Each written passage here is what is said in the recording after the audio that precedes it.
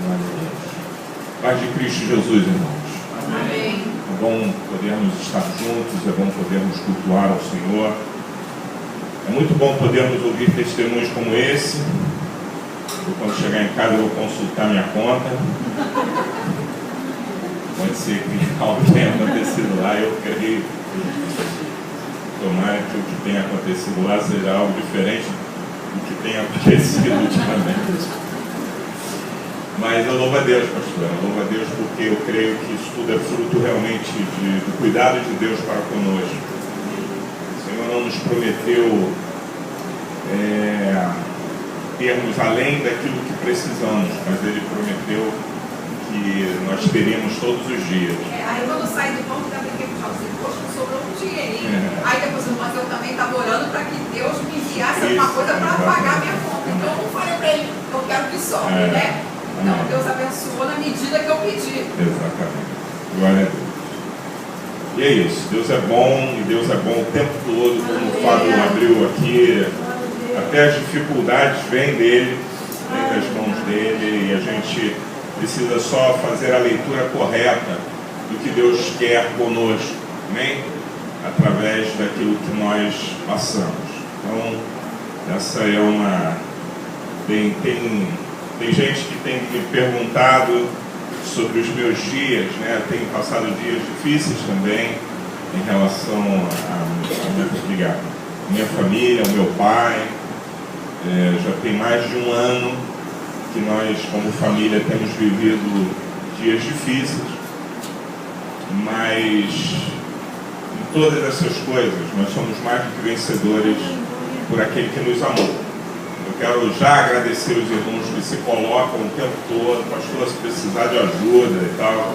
E essa semana eu respondi, cada um tem que levar a sua própria cruz, e a minha é essa, e eu vou levar e pedir forças ao Senhor para que eu chegue até o final, né, e cumpra a missão que Deus nos deu nos últimos dias dos meus pais. Na verdade, os meus pais, para quem não sabe, os meus pais estão enfermos, estão doentes, todos dois, acometidos de enfermidades difíceis, mas a gente tem lutado porque sabemos que eles são do Senhor, e se eles têm passado por alguma coisa, na verdade eu acho que Deus está ensinando muito mais a nós, família, a nós filhos, do que a eles, porque eles não sentem muita coisa, mas nós que passamos temos aprendido a cada dia muitas coisas acerca de Deus, acerca do reino de Deus, acerca da nossa vida, do comportamento, enfim. Então Deus é fiel, Deus sabe de todas as coisas. Então, se você está passando por alguma luta, por alguma dificuldade, seja em que área for, eu quero declarar mais uma vez, já foi dito muito nesse culto, mas eu quero declarar mais uma vez, o Senhor é contigo, amém? Receba isso da parte de Deus, guarde isso no teu coração, que isso reforce a tua fé, que isso te fortaleça, que essa palavra venha, de fato, te alicerçar. Eu queria compartilhar nessa noite uma palavra com você, e tudo começa. Ontem eu estava conversando muito com o Alan e a Tamires, a gente teve a oportunidade de sentar juntos na festinha do meu filho, e aí a gente conversamos muito. É bom porque a gente se conhece, né? A gente se conhece mais. E eu estava compartilhando com eles que no dia da morte do Fidel morreu essa semana, aos 90 anos, né? Um grande estadista. Um dia depois da morte de Fidel, eu estava ouvindo uma reportagem e uma historiadora na rádio estava respondendo algumas perguntas acerca desse homem. E uma das perguntas feitas, e essa pergunta mexeu muito comigo, porque Deus já vinha falando algumas coisas ao meu coração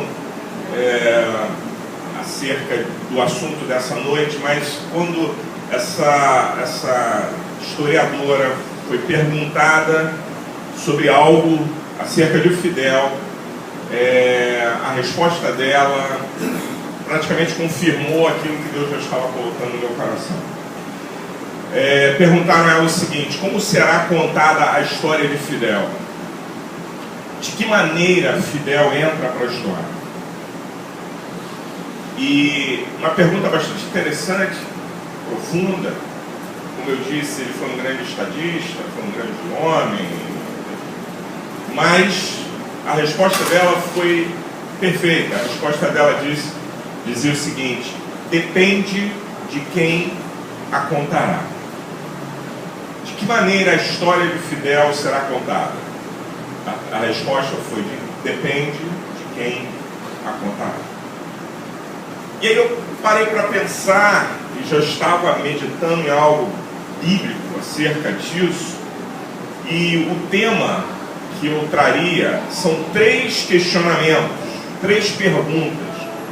Quem nós somos, como somos percebidos, em que precisamos mudar?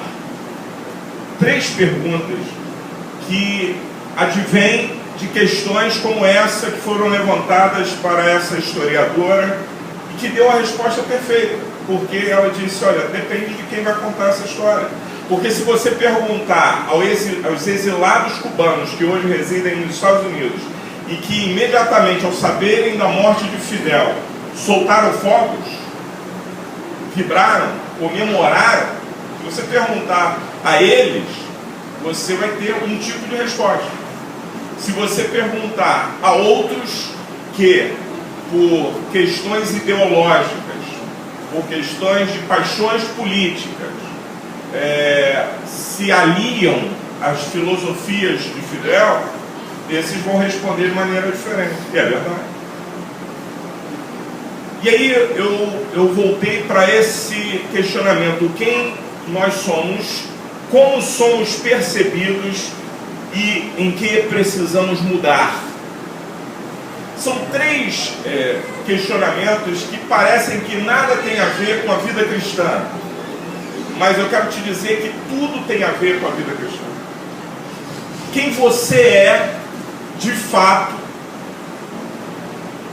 é uma resposta que a gente às vezes nem sabe muito dar.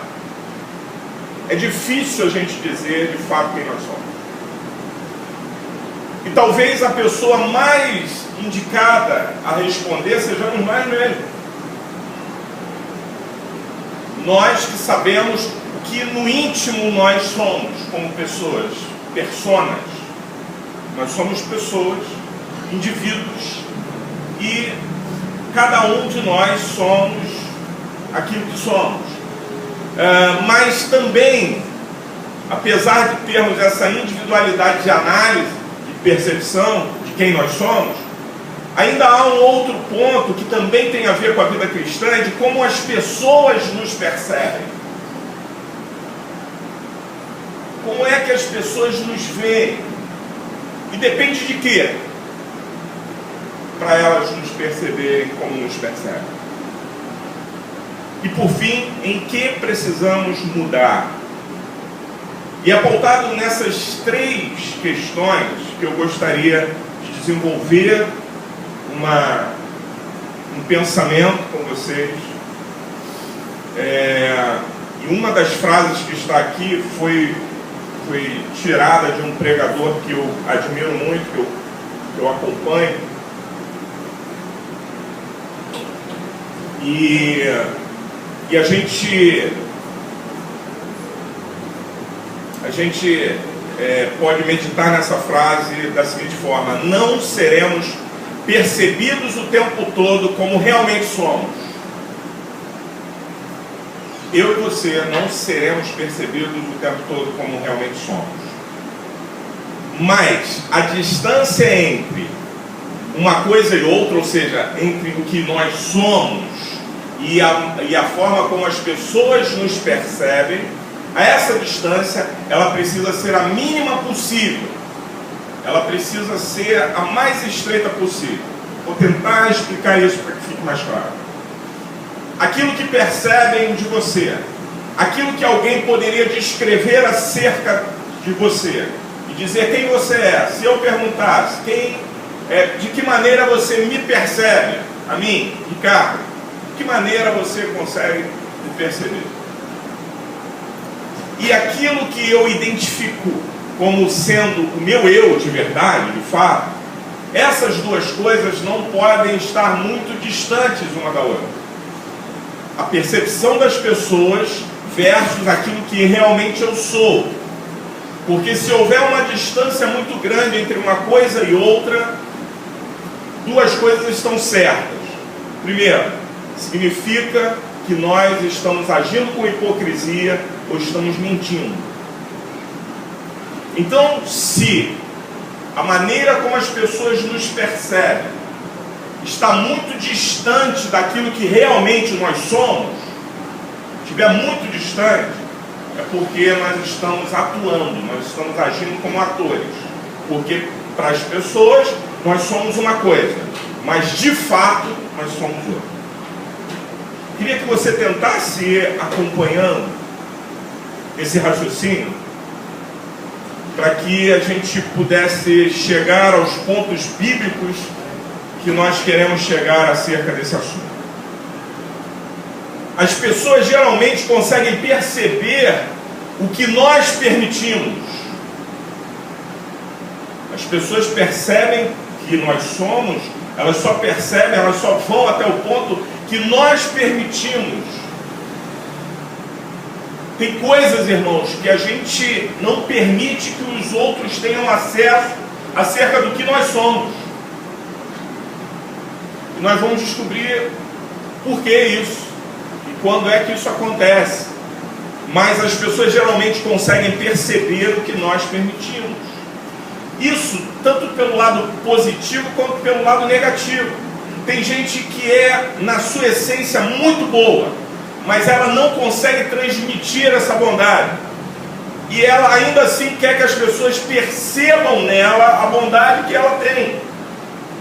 Mas as pessoas não conseguem perceber isso, porque as pessoas só conseguem perceber aquilo que nós permitimos, aquilo que nós deixamos, aquilo que nós transparecemos, aquilo que deixamos ao alcance das pessoas.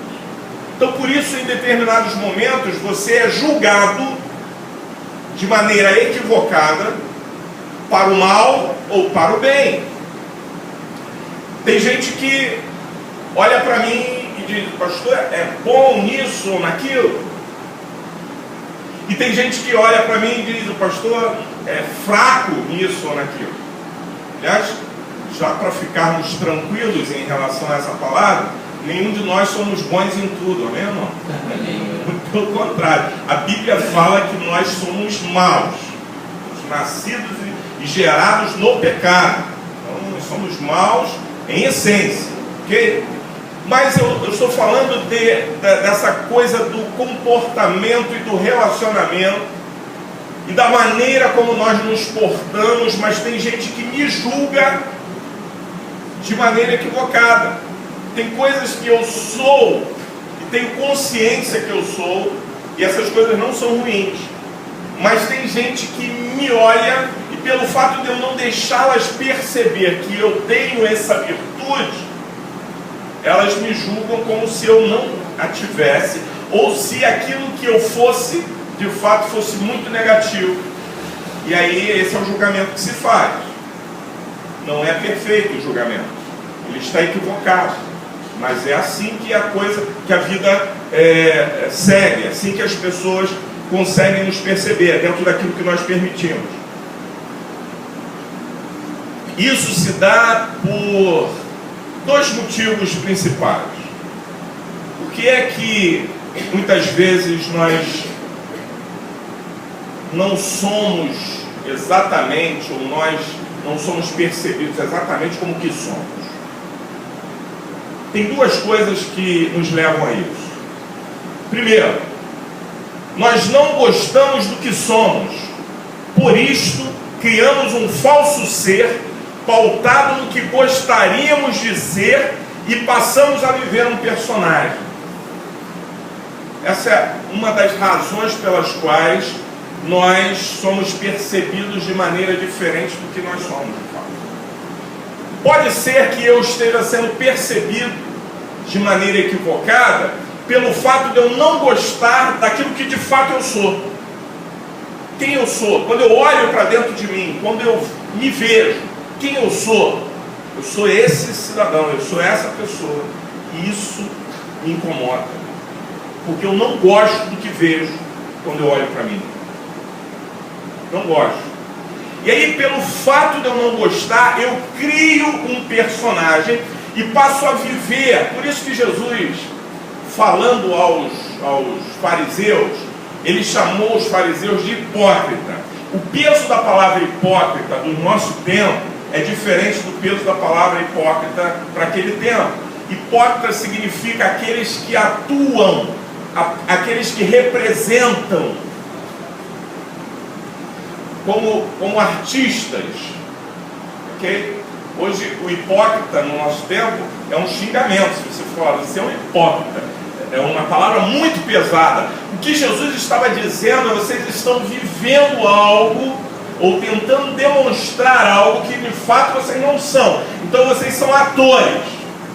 A vida de vocês, aquilo que aparece, aquilo que as pessoas veem, eles estão vendo um personagem e não o que de fato vocês são. Por isso que Jesus chamou-os de hipócritas.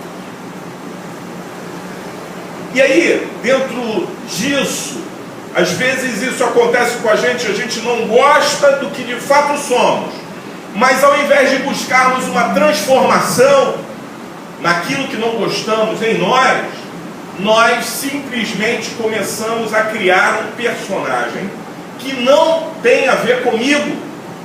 E quando eu estou diante das pessoas, eu vivo esse personagem. Quando eu entro no meu quarto, eu sou outra coisa. Ou quando eu entro na porta da minha casa para dentro, eu sou outra coisa. Existem pessoas que vivem um personagem na igreja. Existem pessoas que vivem um personagem na sociedade, no seu trabalho. Existem pessoas que vivem um personagem lá na faculdade, na rua. E quando entra para dentro de casa e fecha-se a porta e a família está ali, que é o lugar da verdade, é o lugar que a gente não consegue viver personagens o tempo todo, porque quem está ali nos conhece, quem está ali convive com o nosso mau humor e com o nosso bom humor, sabe quando a gente está falando a verdade, sabe que ali não há representação alguma que se sustente em si mesmo, porque nós dormimos e acordamos com as mesmas pessoas, e aí dentro da família não se consegue viver esse personagem, mas se consegue viver esse personagem fora de casa.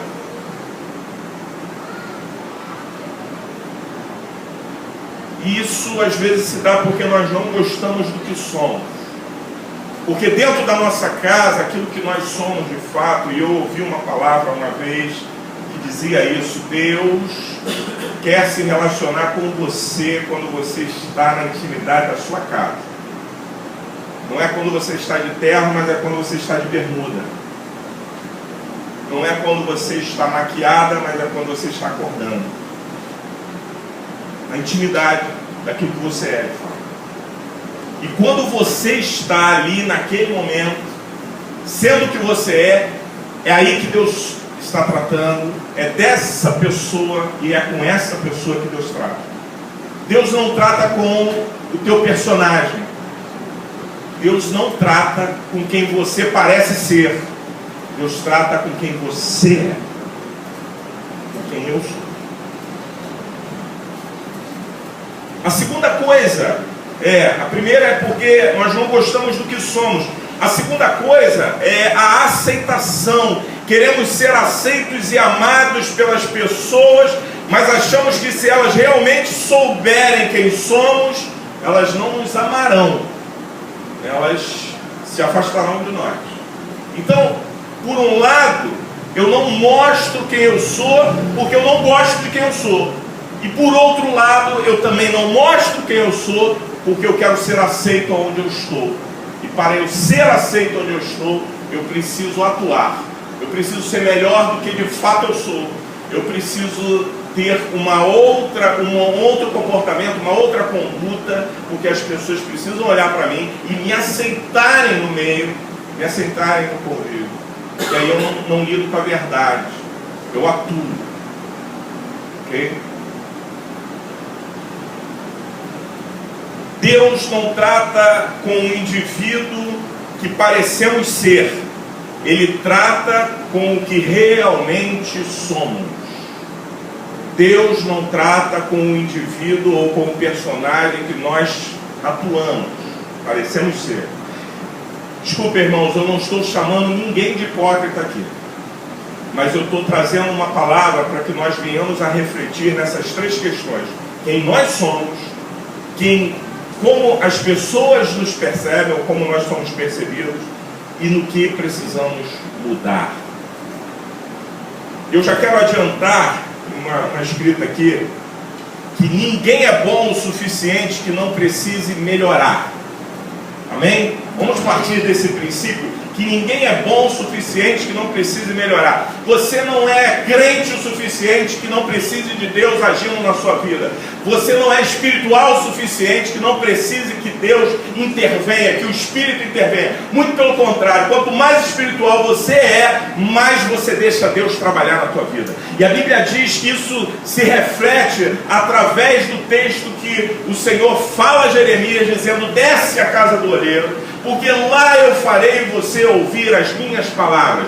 E as palavras que o Senhor fez Jeremias ouvir foi: você é como um barro, um vaso na mão do olheiro. Você vai sendo construído. À medida que aquela roda do olheiro vai rodando, você vai sendo construído e moldado segundo a vontade do próprio olheiro, que é o Senhor, em relação à nossa vida. Então não somos bons o suficiente que não tenhamos nada a mudar, ou que não precisemos ser transformados.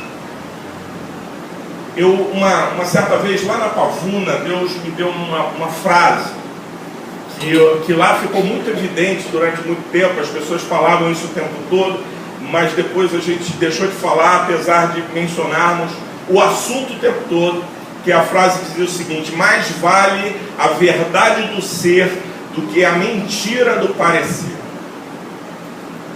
Mais vale a verdade do ser do que a mentira do parecer. Quando eu digo que Deus não trata com o que parecemos, Ele trata com o indivíduo que somos, Deus quer encontrar a verdade do teu ser, ainda que a verdade do teu ser não agrade a você e não agrade a multidão. Mas é essa verdade que Deus quer encontrar. Deus quer achar essa verdade, porque achando-a e fazendo com que você perceba que a Deus ninguém engana. Sabe por que Deus fala assim: olha, quando vocês forem orar, a palavra de Deus diz isso, entra no teu quarto, fecha a tua porta e fale com Deus. E o teu Deus que te vê, te ouve em secreto, te recompensará. Amém? Por quê? Quem é que vai ter coragem de dizer para Deus que é aquilo que de fato você não é? Você vai ter coragem de fechar a tua porta, a porta do teu quarto, e dizer: Deus, eu sou tremendo. O irmão lá da igreja olha para mim e me vê como o cara. Aí Deus olha assim: vou derramar misericórdia sobre você. Sabe por quê? Porque ele não está vendo que o irmão da igreja está percebendo a teu respeito. Ele está vendo você, ele está vendo o teu coração, ele está vendo o teu íntimo, ele está vendo o que de fato você está sentindo e pensando. Ele está vendo todos os seus argumentos para ser o que você é. Nós muitas vezes argumentamos acerca do que somos. Quantos de nós sabe por que eu faço assim? Porque também, né? Não é isso? A gente fala o tempo todo isso. A gente começa a tentar argumentar, só que diante de Deus não tem isso. Diante de Deus não tem essa desculpa. Diante de Deus nós somos indesculpáveis, porque Ele olha, a Bíblia diz que os seus olhos são como chamas de fogo. Ele penetra dentro da gente, Ele vai no profundo do nosso ser, Ele sabe quem de fato eu sou. E se você percebe alguma coisa boa em mim, o meu Deus sabe de fato quem eu sou. Se você percebe alguma coisa ruim em mim, Deus sabe exatamente o que eu sou. Mais vale a verdade do ser do que a mentira do parecer. A gente às vezes vive, tem gente, né? E às vezes nós também vivemos uma mentira. Irmãos, o Evangelho é objeto de transformação na vida daquele que crê. Você não precisa viver aquilo que você não é. Você não precisa fingir aquilo que você não é. Aliás, nesse ministério, inclusive, eu prefiro muito mais que você me conte a verdade, que ela seja doída para que eu ouça, do que você tentar ficar me enganando e me enrolando. Tem gente que entra no gabinete, e isso aconteceu já na minha vida pastoral algumas vezes. A pessoa entra no gabinete e começa a falar, e começa a dar voltas, e começa a contar história. Naquele momento, meu coração já fecha. Fala, não é verdade. Está querendo me enrolar, está querendo se justificar. É melhor você dizer o que fez, é melhor você dizer o que você é. Porque se você disser o que você é, eu como teu pastor vou conseguir lidar e tratar com você da maneira adequada, da maneira certa. Se você não diz o que você é, ou se você inventa uma história, aqueles que andam comigo há mais tempo já sabem disso. E sabem também que não precisam esconder. Primeiro que nós não trabalhamos com chicotes. Nós não trabalhamos com mão de ferro. Nós não botamos ninguém para fora. Então, se o teu problema, o teu pecado, a tua situação foi muito grave, foi muito ruim, foi muito difícil, vamos orar juntos, né? Porque assim como você teve essa, eu tenho outras, ou tive outras. E a gente só consegue tratar com misericórdia quando nós dependemos e aprendemos a depender da misericórdia de Deus. E aí nós entendemos que todos nós precisamos da misericórdia e da graça de Deus. Então eu não preciso mentir, eu não preciso atuar. Eu preciso tratar com a verdade, para que tratando com a verdade eu possa ser tratado. E aí eu possa ser tratado pelo irmão, por aquele que vai me ajudar, mas possa principalmente ser tratado por Deus. Porque enquanto você estiver tratando com mentira, Deus está fora. Deus não vai atuar. Você vai continuar vivendo essa mentira, vai continuar se afundando nela, vai continuar mergulhado nela e se enganando e tentando enganar os outros.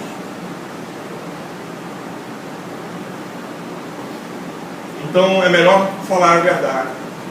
Tem um texto bíblico, agora eu não lembro qual é, que a Bíblia Sagrada orienta dizendo: falai a verdade uns aos outros. Sabe? E às vezes é difícil. Às vezes é difícil, não é só falar, às vezes é difícil ser verdadeiro, né? Tem gente que nem suporta se você for verdadeiro. Tem gente que não suporta. Não suporta a verdade, até porque ele convive em mentira. Então, se você for autêntico, se você for verdadeiro, você mata o cara. Mas deixa eu te falar, em nome de Jesus, como pastor nesse lugar, como alguém que está te dando orientação do céu nesse momento, sendo mensageiro de Deus, trate com a verdade, sempre com a verdade, ou pior que ela seja, porque quando a gente trata com a verdade, a Bíblia diz que quando a gente conhece a verdade nos liberta. E quando a gente trata com verdade, nós estamos no caminho da libertação. E aí você vai poder ser livre daquilo que você está tendo que atuar para que as pessoas percebam, para que talvez você não seja excluído, para que talvez você não fique de lado. Como é bom a gente poder ser autêntico. Autêntico com as pessoas e principalmente autêntico com o Senhor. Termos a liberdade de chegar. Antes, irmãos, havia o véu que impedia que se entrasse no Santo dos Santos. O simbolismo do véu que foi rasgado de cima a baixo é assim, vem da parte de Deus, por isso veio de cima. Vem da parte de Deus aquele fim, o fim de todo o empecilho, de todo acesso. Mas eu sou homem, eu peco, mas a Bíblia diz que o véu foi rasgado de cima a baixo, para que nós tivéssemos entrada no Santo dos Santos e pudéssemos nos relacionar com Deus, apesar da nossa humanidade. Você continua sendo humano, apesar de ter aceitado Jesus. Se você é humano, você também é falho, você também tem problemas, você também tem dificuldades. E quando você não aceita essa tua realidade, você está fadado a ser um ator, a atuar como alguém que é perfeito, como alguém que não erra, como alguém que não falha nunca. E essa não é a tua verdade.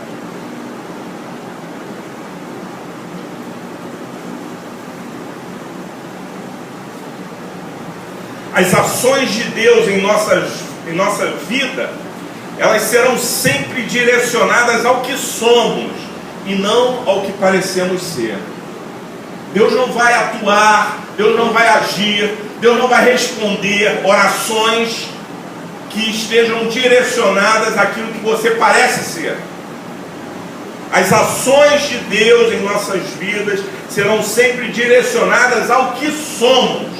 Então, se você orar, ore de acordo com aquilo que você é, e não de acordo com aquilo que você parece ser. Vou te dar um exemplo claro disso. Você ora e diz: Deus, preciso que tu atues na minha vida financeira, preciso que tu me respondas na área financeira, porque a minha área financeira está de cabeça para baixo. Todos nós passamos por dificuldade, né? A área financeira, enquanto a gente estiver nesse mundo, ela faz parte desse mundo, tá? O sistema desse mundo, a área financeira. Jesus nunca ficou preocupado com isso. No tempo de Jesus, as mulheres sustentavam Jesus na sua caminhada. Ele também trabalhava, ok?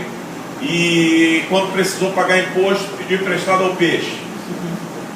Então, mas não era a preocupação de Jesus central, porque ele não era desse mundo, e ele sabia que o sistema desse mundo estava relacionado a dinheiro. Infelizmente, nós estamos ainda vivendo nesse mundo, e isso nós vamos passar por dificuldades.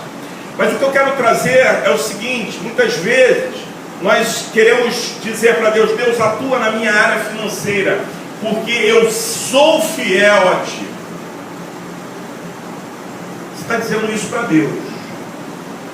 Se você disser isso para mim, eu vou acreditar no que você está dizendo, porque eu parto de uma premissa de que o que você diz é a verdade.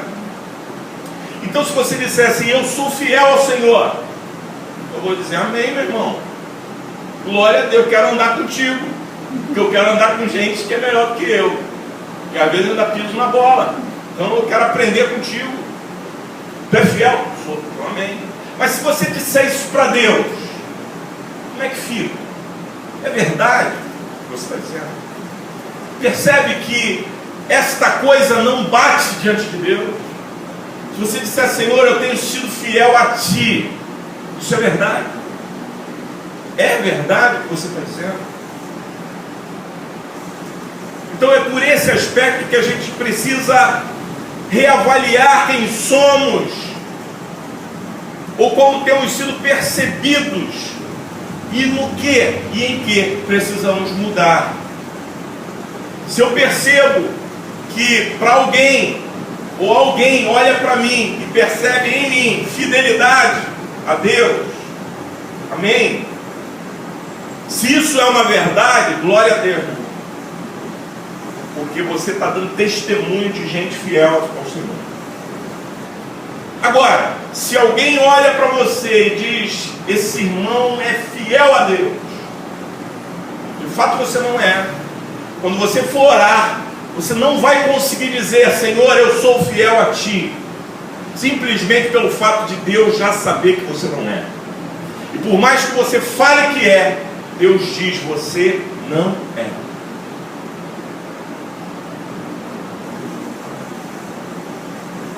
Ninguém engana Deus. Ninguém engana Deus. a gente se engana, nos enganamos a nós mesmos. Podemos enganar a outros, mas ninguém engana a Deus. Deus sabe quem nós somos. Deus sabe quem você é. Deus sabe quem eu sou. Me conhece quando eu estou dentro da igreja, mas quando eu estou fora da igreja, no sentido de fora desse ambiente de reunião, Deus também sabe quem eu sou, e onde eu estou, e o que eu estou fazendo, e como eu me comporto, e como eu me relaciono com as pessoas. Deus sabe. A mentira que escolhemos viver nos impede de experimentarmos uma transformação que nos possibilite crescermos e melhorarmos nas áreas que precisamos. A mentira que escolhemos viver nos impede de experimentarmos uma transformação. Meu irmão, enquanto nós estivermos insistindo em viver algo que de fato nós não somos, nós não seremos transformados. Simplesmente porque Deus não atua na mentira de ninguém. Deus não vai abençoar a tua mentira. Deus não abençoa a vida de engano de ninguém. Deus é santo, santo, santo. Ele é santo, santo, santo. Por isso que os anjos, os querubins e os serafins estão diante dele, declarando a sua santidade, porque nele não há variação, nele não há engano. É santo. E a mentira que às vezes a gente escolhe viver nos impede de experimentarmos uma transformação. E às vezes, irmãos, nós não queremos tratar com a verdade, porque a nossa verdade é a pior que a gente considera no mundo. Pior que tem, a minha verdade é terrível.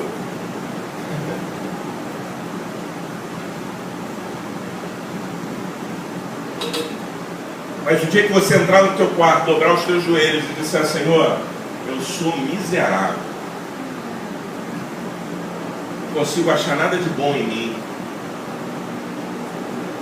O apóstolo Paulo orando, ele falou: Senhor, o bem que eu quero fazer eu não faço, mas o mal que eu não quero, esse está sempre diante de mim.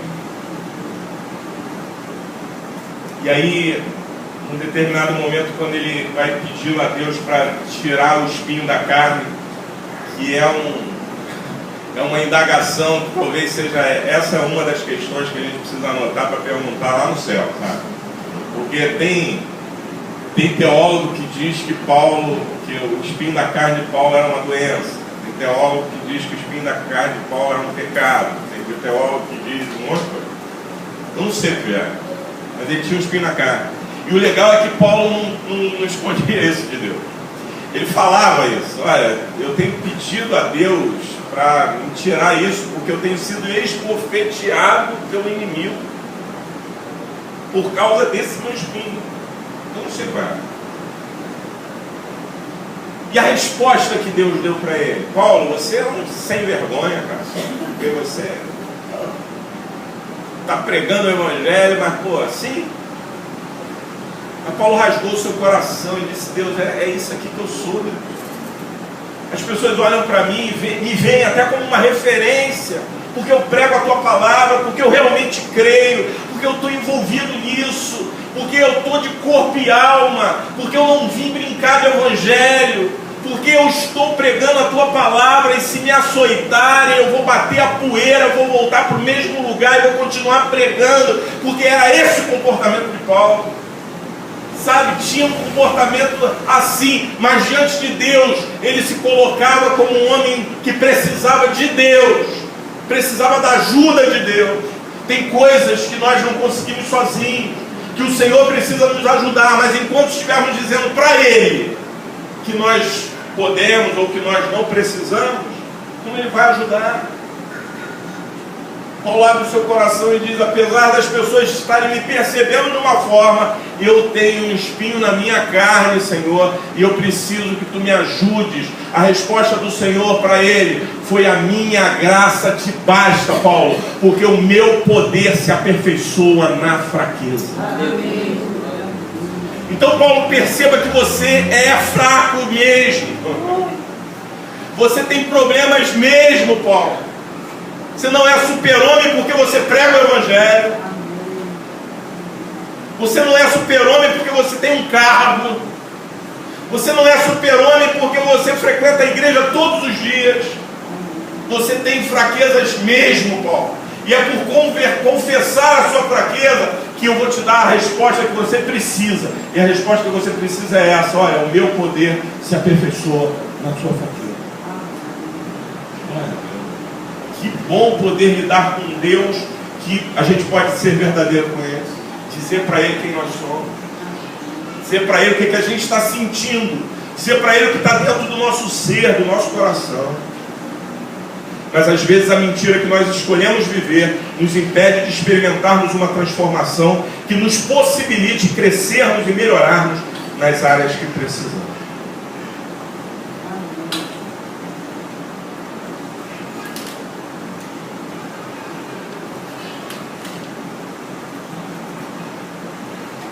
Duas coisas precisam acontecer quando nós descobrimos que estamos atuando mais do que sendo verdadeiros.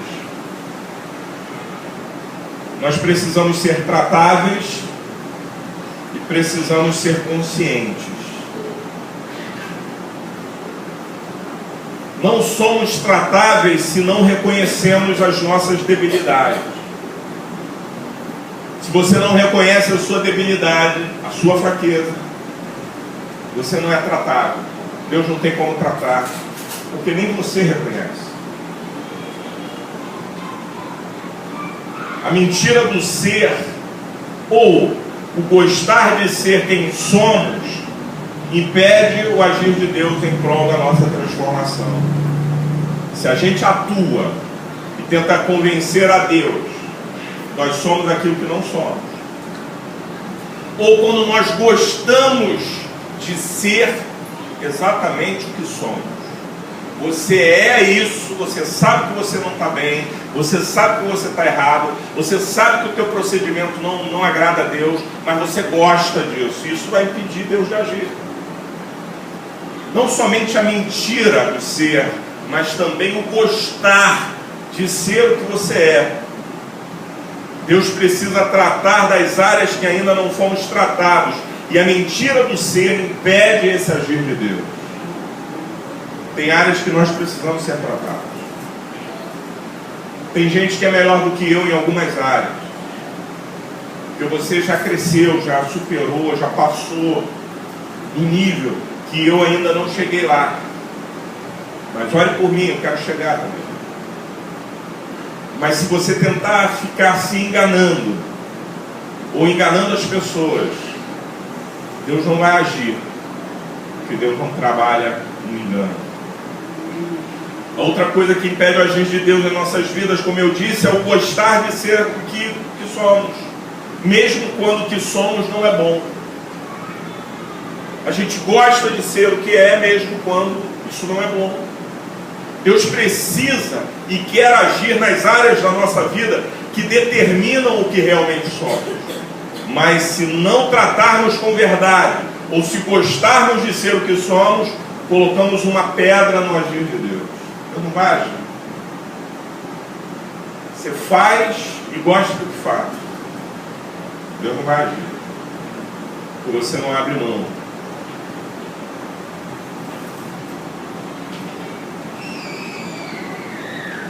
Existem áreas que são determinantes para nós mudarmos tanto a percepção das pessoas a nosso respeito, quanto a começarmos um processo de transformação na nossa vida, deixar Deus agir, deixar Deus trabalhar essas áreas. Quer ver uma área?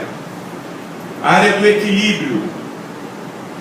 Eu queria ler um texto bíblico, que alguém deve estar murmurando no coração agora. O pastor até agora não leu a Bíblia, então eu vou ler a Bíblia agora, para você parar de murmurar no seu coração, para você não pecar mais do que você já pecou. Amém? Então vamos ler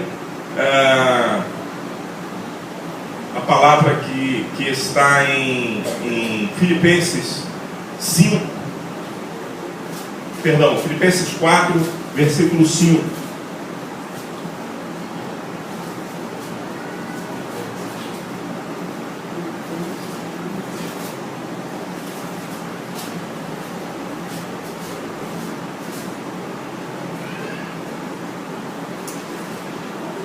Filipenses 4, 5. Ali, ó. Está ali projetado. Seja a vossa equidade notória a todos os homens. Perto está o Senhor. Essa palavra equidade também pode ser substituída por moderação. Ok? A palavra equidade vem do latim equitas e significa, de acordo com o dicionário, disposição para reconhecer a imparcialidade do direito de cada um, equivalência ou igualdade, característica de algo ou alguém que revela senso de justiça, imparcialidade, isenção, neutralidade, etc. Obrigado. E essa palavra seja a vossa equidade, a vossa moderação, o vosso equilíbrio notório a todos os homens. Perto está o Senhor. O que muitas vezes acontece e falta na nossa vida, e Deus precisa tratar dessa área, é equilíbrio nas nossas vidas, equilíbrios nas nossas atitudes, equilíbrio nas brincadeiras. Meu irmão, eu não gosto de crente ranzinza, mas existe crente que extrapola também, sai de um ponto ao outro, não tem equilíbrio. Ele brinca demais, e a brincadeira muitas vezes é o objeto da perda de respeito. Brincou, perde o respeito, e daqui a pouco você quer exigir que te respeitem, mas você não se dá o respeito, porque você brinca demais, você extrapola na sua brincadeira, você vai além daquilo que deveria ir. Isso é falta de equilíbrio. Deus precisa entrar nessa área, trabalhar o nosso coração, para a gente se equilibrar nas nossas ações. Dentro da questão do equilíbrio, existe a religiosidade. A gente precisa ser equilibrado naquilo que nós professamos por fé, a nossa religiosidade. Sabe por quê? Porque espiritualidade não significa fanatismo. A falta de equilíbrio na religiosidade leva a pessoa ao fanatismo, e ela passa a não enxergar como deveria enxergar, ela passa a ouvir como não deveria ouvir, e aí segue por um caminho que Deus não está. Deus quer homens e mulheres espirituais e não fanáticos, e o equilíbrio está em ser espiritual. Amém ou não? Amém. Falta de equilíbrio às vezes no temperamento.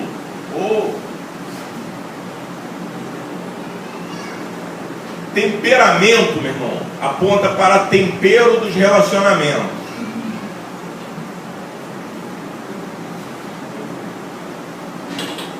Tempero tem que ser na dose certa. Se você gosta de pimenta, não jogue um vidro de pimenta na sua comida porque você gosta de pimenta. Se você gosta de sal, não jogue um vidro de sal na sua comida porque você gosta de sal.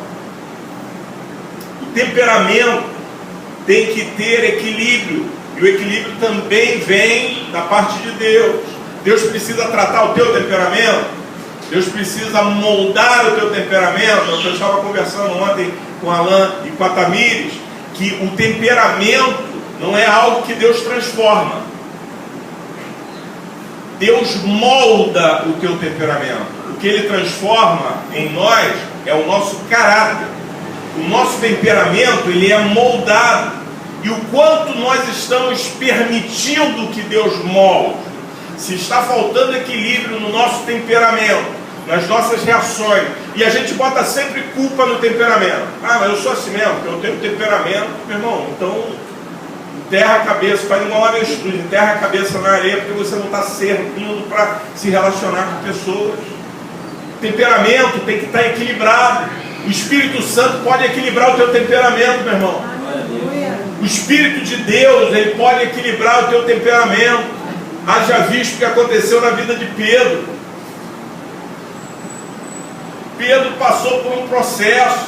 Enquanto andava com Jesus, ele era temperamental, excedia a tudo, faltava equilíbrio. Mas quando o Senhor Jesus foi tomado e veio sobre Pedro a pessoa do Espírito Santo, a vida de Pedro foi transformada, começou a agir diferente. Ele não mudou o temperamento dele, ele foi moldado em seu temperamento, porque Deus quer usar a cada um de nós com o temperamento que Ele nos deu. Ele colocou isso em nós. Mas que isso não sirva de desculpa para você explodir, para você perder o senso de equilíbrio. Uma outra área que é determinante para que nós sejamos autênticos e possamos nos relacionar com autenticidade com as pessoas, é a área da responsabilidade. Meu irmão, quem é responsável assume o que faz e faz o que assume. Você precisa buscar em Deus isso. Por que muitas pessoas caem no descrédito? Porque não tem responsabilidade. Você dá algo para o cara fazer, ele não faz. Diz que vai fazer, ele não faz. E responsabilidade é assumir o que faz e fazer o que assume. Assumiu? Então vai fazer, meu irmão. Eu estava essa semana convivendo com a situação do meu pai, eu volto a citá-lo. Nós temos uma pessoa que durante o dia, pelo menos, intercala comigo e com meu irmão no acompanhamento ao meu pai. É uma enfermeira, ela não serve a Deus, ela, não sei nem que religião ela é, mas eu sei que ela não é cristã,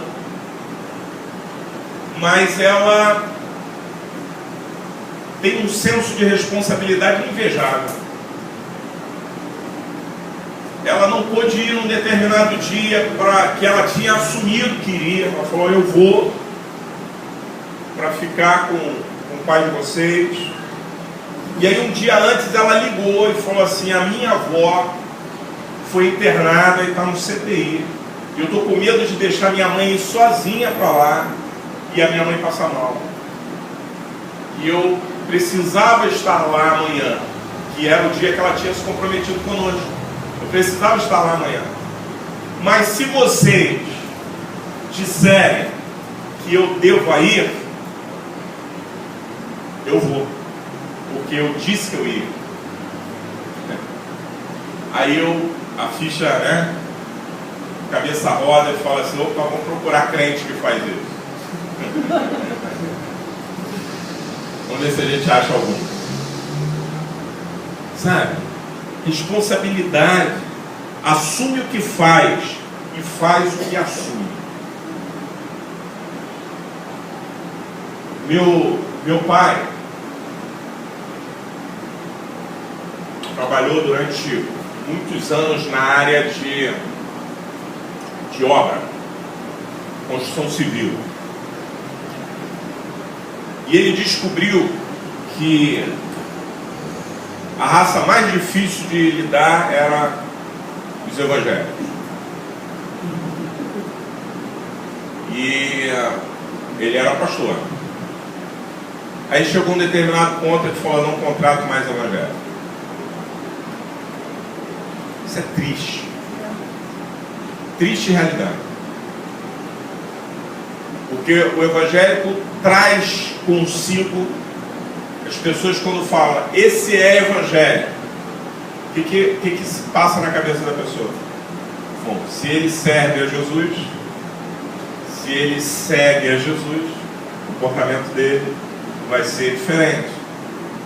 Vai ser um homem de responsabilidade, vai ser um homem comprometido, vai ser uma mulher tranquila, vai ser, né? É isso que vem com o pacote dessa apresentação. Esse aqui é o Evangelho. Mas o que de fato acontece? Uma outra coisa é firmeza. É outra coisa que precisa acontecer. Quando eu estava ouvindo sobre Fidel, como eu comecei aqui falando dele, nesse momento eu vou voltar a falar. Quando eu estava ouvindo sobre Fidel, alguém disse o seguinte: ele foi um péssimo administrador. Péssimo administrador. Mas se há algo que ninguém poderá colocar em questionamento acerca da característica ou da personalidade desse homem, é a firmeza. Firme, convicto, nas suas opiniões e propósitos, totalmente embasado naquilo que ele acreditava e firme. E eu parei para pensar que muitas vezes é essa área que está faltando para nós, de fato, sermos percebidos com mais clareza como gente de Deus. Porque tem gente que oscila o tempo todo. E essa firmeza, irmãos, ela não significa inflexibilidade. Não significa que você não possa ser flexível. Mas é firmeza de propósito. Firmeza de saber o que quer, para onde vai, nas suas convicções. Sabe o que acontece muitas vezes? Tem crente, ou tem gente, eu vou chamar de crente mesmo, porque como eu não me incluo, eu sempre me chamo de gente de Deus, e chamo os meus irmãos de gente de Deus, porque o crente é aquele que diz crer. Mas gente de Deus tem comportamento diferenciado, é isso que eu quero evidenciar. Mas tem gente, tem crente, que não pode viajar. Porque se ele viajar, ele sai dos olhares das pessoas que o conhecem. E se ele sair dos olhares das pessoas que o conhecem, ele se transforma. Ele não tem firmeza nenhuma. Não consegue permanecer firme nas suas opiniões, nos seus propósitos, nos seus embasamentos. Você é cristão, meu irmão? Cristão no sentido da palavra que segue a Cristo, cara. Você é cristão? Né? Uma igreja aí, de vez em quando. Irmão, firmes e constantes, sempre abundantes na obra do Senhor. Essa é a característica que nós precisamos deixar Deus desenvolver em nós. Ou você é firme na percepção das pessoas quando está na igreja. Nós começamos falando isso. O que você realmente é, o que as pessoas percebem. Quando olha para você na igreja, caramba, esse irmão aí, fogo puro, né? Anda de terno, bacana. Aí quando sai, é uma vergonha para o Evangelho, porque não tem firmeza de nada. Quando é confrontado, não tem firmeza de nada. Quando perguntam o motivo da sua fé, não tem firmeza de nada. Se estivesse no barco com Jonas, ia ser um desastre. Porque Jonas foi indagado quem era. Tem gente que não pode perguntar quem é. Porque se você disser quem você é, vão comparar o que você faz. Não condiz. Muitas vezes. Você é crente? É mesmo? De que igreja? Não fala que é daqui não, por favor. Por favor. Queima o nosso filme não, que a gente está servindo a Jesus. A gente quer acertar logo. Tem crente assim?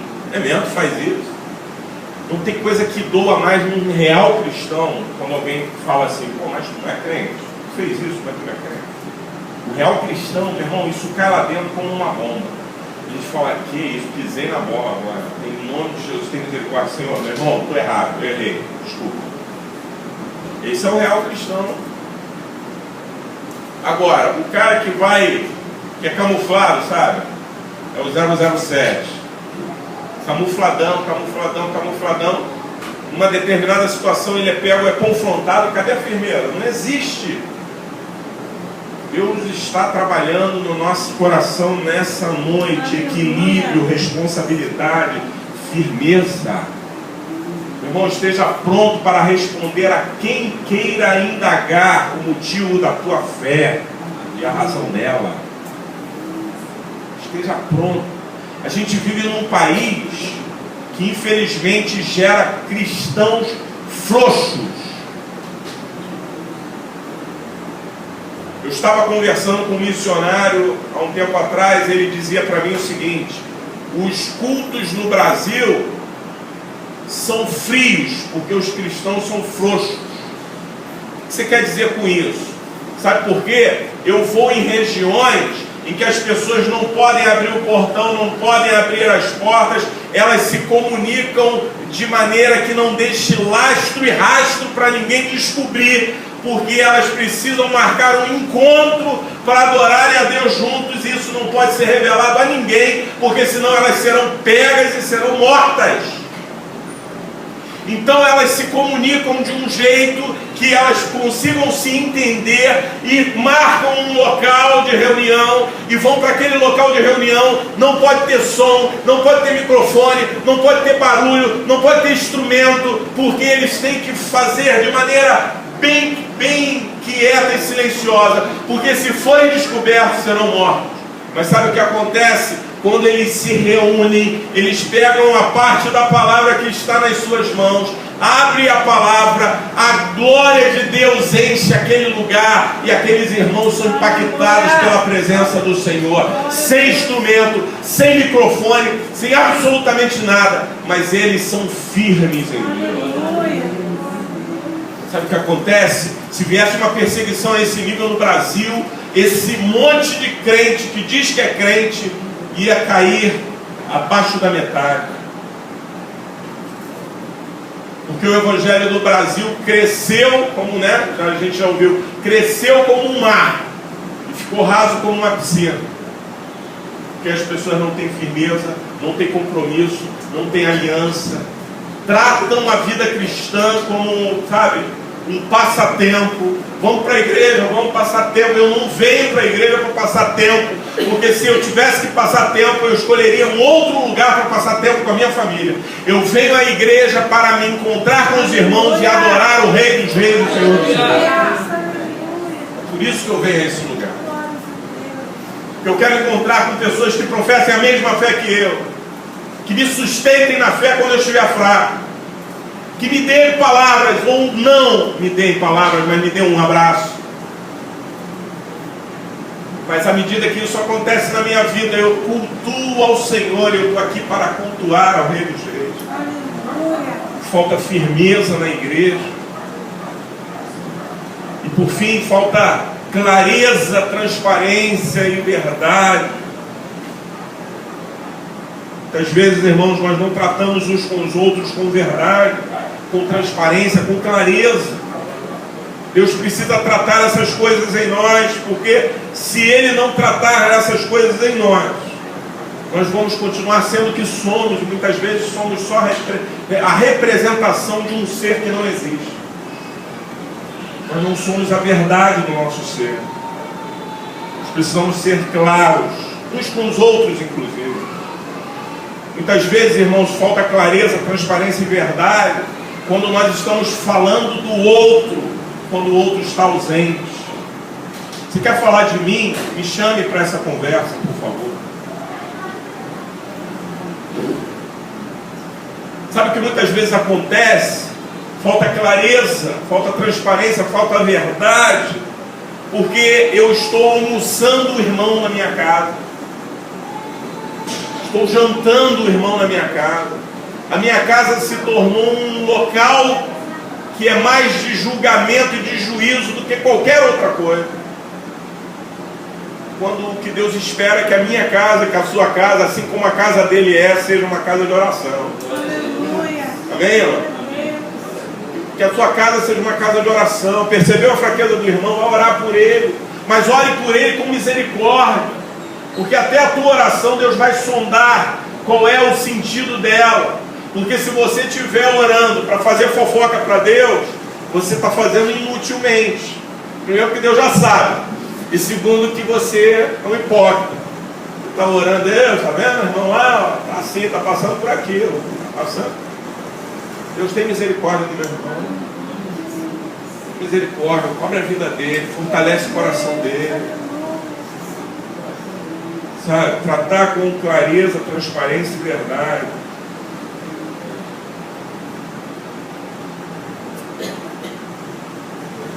Eu vou encerrar aqui, irmão.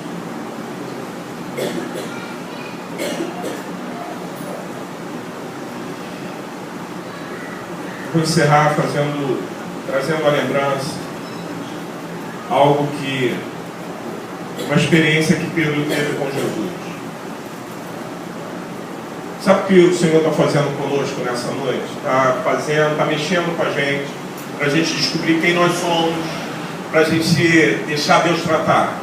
Eu não sei quanto você está disposto a fazer isso, mas nessa noite a minha responsabilidade de te dar esse recado da parte de Deus está feito, está cumprido. E eu me lembrei, quando estava meditando nisso,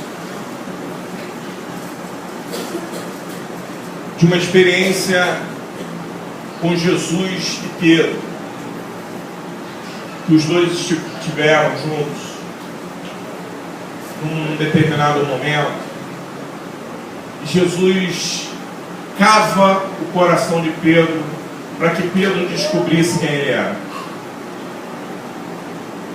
Jesus provoca Pedro para que Pedro descobrisse quem ele era. Num determinado momento, o Senhor Jesus senta com Pedro, olha nos seus olhos e fala: Pedro, tu me amas? Pedro faz como a gente faz muitas vezes nas nossas orações: Senhor, muito obrigado por esse alimento em nome de Jesus, amém. Senhor, obrigado por esse dia em nome de Jesus, amém. Pedro responde sem pensar, ou responde para agradar, ou responde para Jesus do jeito que muitas vezes a gente ora, tentando dizer para Jesus que é aquilo que não somos. E aí Pedro diz: eu te amo, Senhor. Meu irmão, pensa comigo. O dia que a minha mulher chegar para mim me perguntar: marido, você me ama? Eu vou responder: te amo, minha mãe. Ela olhar de novo para mim e falar assim: marido, você me ama? Aí eu já vou falar: eu fiz alguma coisa. Tem alguma coisa errada. Eu não estou nem lembrando, mas eu fiz alguma coisa, eu fiz. Não vai ser isso? Se ela perguntar a terceira vez, eu vou falar: desculpa, não sei o que é, mas me perdoe. Me perdoe, em nome de Jesus. Mas eu vi Jesus cavando a verdade do ser de Pedro, sabe? Pedro, você me ama? Te amo. Pedro, você me ama? Te amo. Eu imagino que passou pela cabeça de Pedro algo que Jesus falou lá em João capítulo 14. Jesus diz assim: olha, aquele que me ama guardará as minhas palavras. Sabe, Jesus provocando em Pedro algo que Pedro precisava refletir acerca de si mesmo. Porque talvez Pedro, assim como nós fazemos muitas vezes, Pedro estava se enganando acerca de tudo que ele estava ouvindo. E Jesus precisava acordar Pedro para dizer: o que você está pensando que é, na verdade te falta algo. E aí Pedro para e fala, a terceira vez Pedro não suporta o peso da pergunta, e ele fala: Senhor, tu sabes que eu te amo. Senhor, Tu sabes de todas as coisas. Tu conheces tudo. E eu quero te dizer que essa resposta é a maior das verdades. Jesus sabe de tudo. Aleluia. O Senhor sabe quem você é. Você não precisa ser um ator. Você não precisa encenar. Ele te conhece. Ele sabe quem você é. Ele sabe como você está. Ele sabe quais são as orações que você tem feito. Ele sabe de que maneira você tem feito essas orações. Ele sabe se o teu coração está aberto ou se você está fazendo umas orações só para completar a tua religiosidade.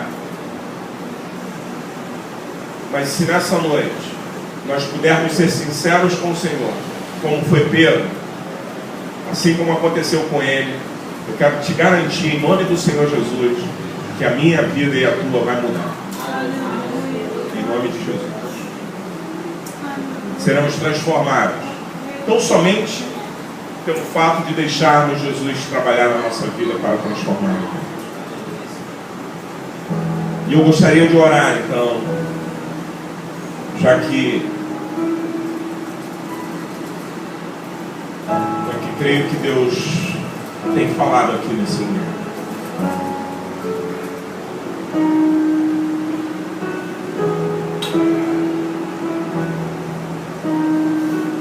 A nossa igreja tem uma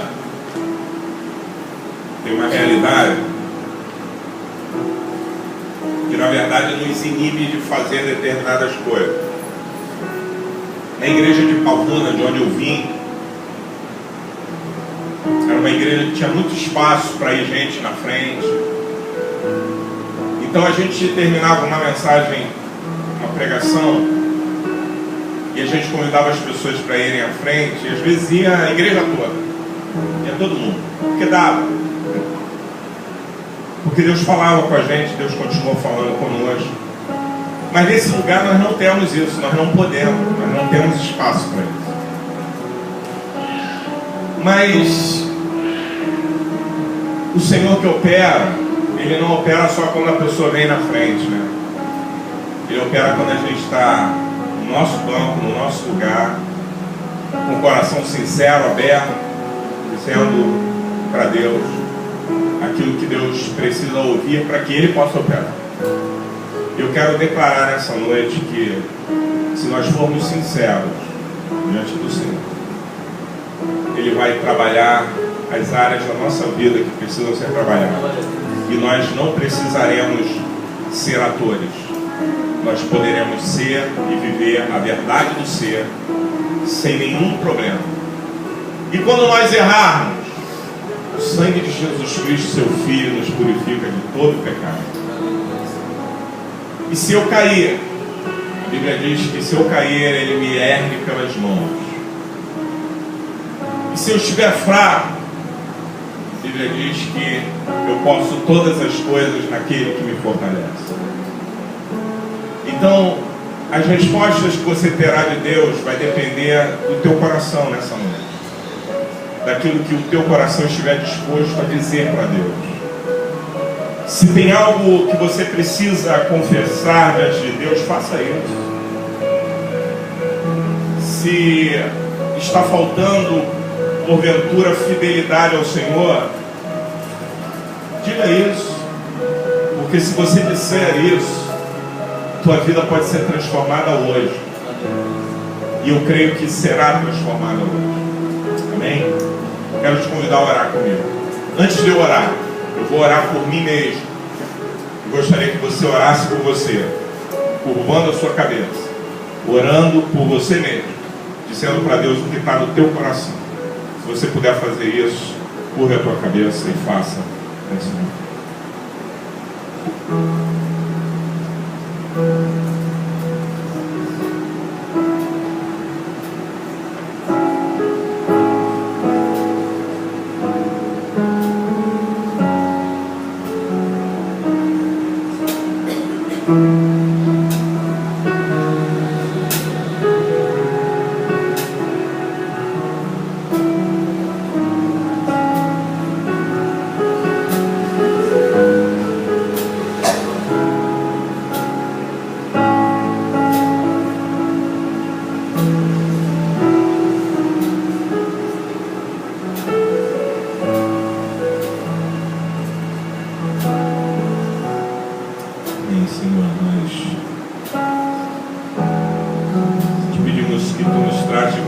misericórdia nesse momento.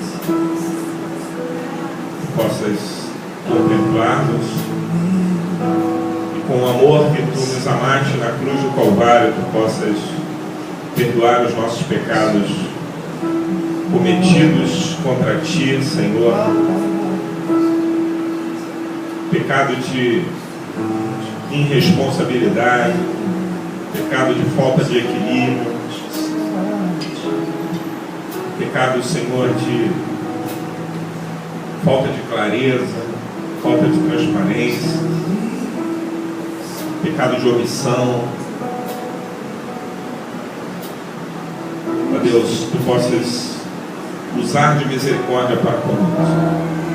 Ora por mim, para que essa palavra não passe como sendo algo para o meu irmão, para o meu próximo, antes de ser algo para mim. Te peço, Senhor, que tu tenhas misericórdia da minha vida, do meu ser, do meu coração. Transforma-me, transforma a minha mente, o meu coração. Ajude-me, Senhor, a guardar a minha língua, a guardar, Senhor, os meus pensamentos, a guardar o meu coração. Ó Deus, ajude-me, Senhor. Ajude-me.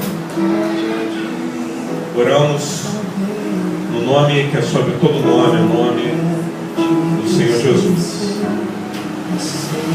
Aleluia. Tudo que eu não quero fazer, eu faço, mas tenho tanto amor por ti, tem misericórdia de mim.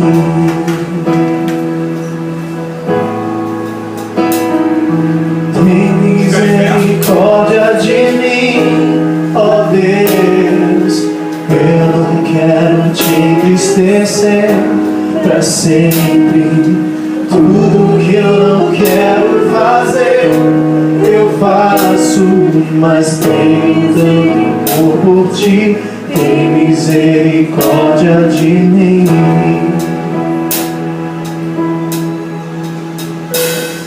Se eu compreendo o meu modo de agir,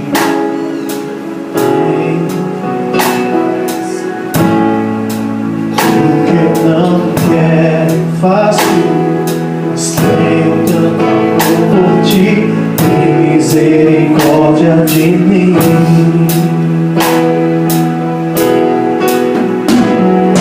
Tem misericórdia de mim, ó Deus. Eu não quero te entristecer pra sempre.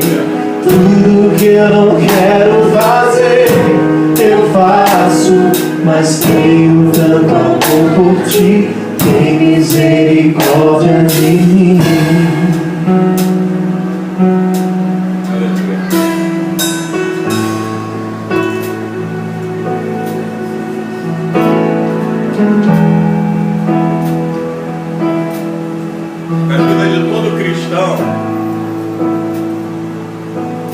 Na vida de todo cristão, precisa ser encontrado alguns frutos. Que são os frutos do Espírito. Quando eu estava estudando essa palavra, esse texto me veio ao coração. Eu vou ser fiel ao Senhor para fecharmos com isso aqui. Isso aqui precisa ser encontrado na vida de todo cristão. Amor, alegria, paz, paciência, amabilidade, bondade, fidelidade, mansidão e domínio próprio. Contra essas coisas não há lei. Quando a Bíblia diz assim, o fruto do Espírito esse fruto não é só o fruto que o Espírito produz em si mesmo, mas é o fruto que o Espírito produz naqueles que têm o Espírito. E se esses esses frutos estiverem faltando na minha vida, eu preciso pedir a Deus que encha a minha vida com o seu Espírito. Eu preciso ser mais espiritual e menos carnal. Eu preciso ser mais espiritual e menos fanático na minha religiosidade. Preciso ter os frutos do Espírito. Se você tiver dúvida, Gálatas 5, versículo 22 e 23. Mas o fruto do Espírito é amor, alegria, paz, paciência, amabilidade, bondade, fidelidade, mansidão e domínio próprio. Se alguém, quando eu quero buscar manga num quintal em que hajam várias árvores de frutas, eu não vou no abacateiro para buscar manga, porque eu não vou encontrar manga no abacateiro. Deixa eu falar para você algo que o Espírito está me falando nesse momento acerca de nós. Quando as pessoas quiserem achar amor, elas vão procurar alguém que tenha os frutos do Espírito, porque é nessa árvore que ela pode encontrar. E essa árvore sou eu, essa árvore é você. Quando as pessoas precisarem de alegria, elas vão procurar nessa árvore. E às vezes eu não estou alegre. Eu também tenho o direito de não estar alegre, estar triste num determinado dia. Mas eu vou transmitir a alegria do Espírito que há em mim. Então não é a minha tribulação que muda o meu estado, porque a minha tribulação pode mudar até o meu humor, o meu estado, sabe? Mas ela não muda a minha convicção de que eu sou do Senhor e que o Espírito de Deus habita em mim e que eu sou árvore frutífera do Espírito. Quando as pessoas precisarem de paz, elas vão buscar aquela árvore que pode dar paz, que pode trazer paz, que pode gerar paz, que pode soltar uma palavra e dizer: Jesus ama você. Porque nós vivemos uma paz que não é como a que o mundo dá. Não é uma paz pautada na ausência dos problemas e dos conflitos, mas é uma paz que Cristo dá. E essa paz, ela excede a todo entendimento. É isso que precisa ser encontrado em nós. Quando a pessoa precisar de paciência, independente do teu temperamento, viu, meu irmão, minha irmã, aqui, dá desculpa, meu temperamento é, irmão, fruto do Espírito para a tua vida. A pessoa precisa encontrar paciência, é na gente. Amabilidade, bondade, fidelidade. Vai encontrar fidelidade aonde? Nesse mundo. Nesse mundo que a gente vive, nesse tempo que a gente vive. Encontrar fidelidade aonde? Se os amigos que a gente encontra na rua, as amigas que você encontra no seu trabalho, vão chegar na segunda-feira e dizer o que elas fizeram contra os seus próprios maridos no domingo e no sábado. Eu enganei meu marido, eu enganei meu esposo, eu enganei meu namorado, eu enganei meu noivo, e os homens a mesma coisa. São essas as vantagens que eles vão contar, mas em nós eles vão encontrar fidelidade. Sabe por quê? Porque a nossa fidelidade não é só no nosso marido ou na nossa mulher. A nossa fidelidade vem de Deus. É Deus que firma isso em nós através do seu Espírito. Precisa encontrar esse fruto na gente. Mansidão. Por fim, precisa encontrar o fruto do domínio próprio. Difícil, né? Se tem um cavalo difícil de dominar, esse cavalo sou eu. Está dentro de mim mesmo. Opa! Mas esses são os frutos do Espírito para nós que somos espirituais. Deus abençoe tua vida. Deus abençoe tua semana. Deus abençoe você. E se Jesus vier nessa semana, nessa noite ou nessa semana, você seja encontrado no centro da vontade do Senhor, para que estejamos com Ele para sempre nos anos. Você pode aplaudir ao Senhor nessa noite.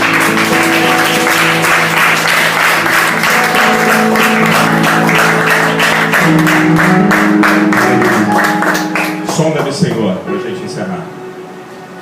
Guarda-me, Senhor.